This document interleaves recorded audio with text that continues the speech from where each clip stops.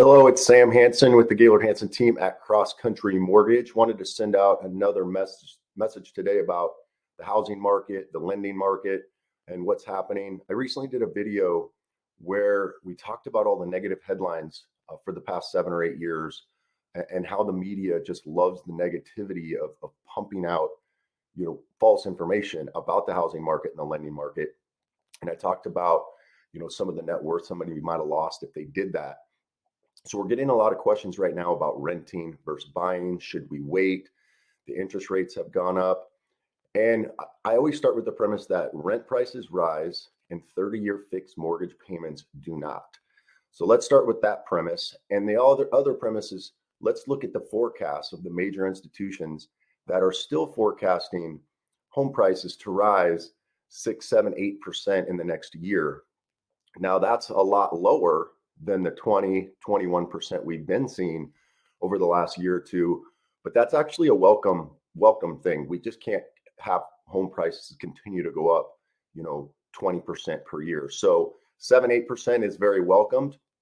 I always like to tell people, buy your home now, lock in your price, and rent your rate. And why do I say that?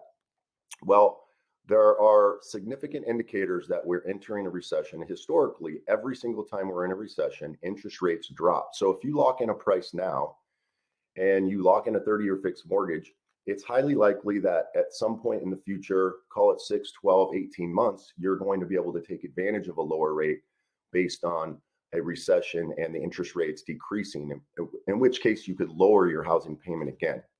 So people are constantly talking about a housing bubble right now. The housing market's slowing, it's going to crash. I mean, if you look at the demographics of what's going on, since 2008 to now in 2022, there are about 18 million more households in the United States based on birth, death, immigration.